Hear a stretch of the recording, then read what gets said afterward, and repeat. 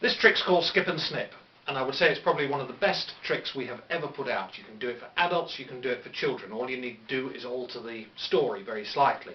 But just for the sake of this video, I'll say that we're doing this for children.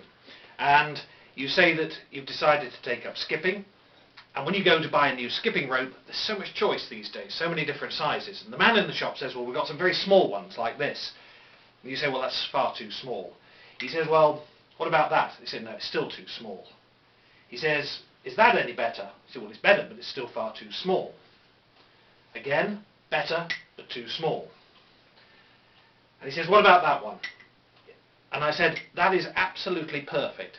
He says, yes, unfortunately this is a very popular size and we haven't got any more of these in stock. He says, but what I can do is put a loop in the rope so that it's exactly the right size.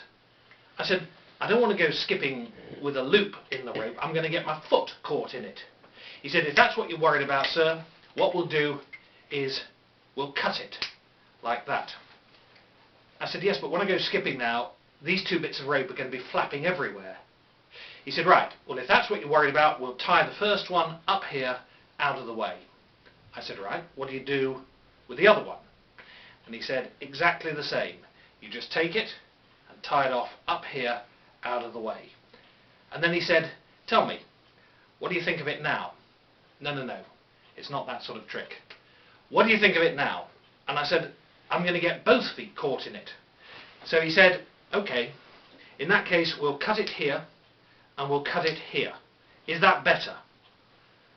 I said, well, what about these bits sticking up? He said, you just trim those off. First of all, you trim those. Secondly, you trim the middle ones. And thirdly, you trim the last ones.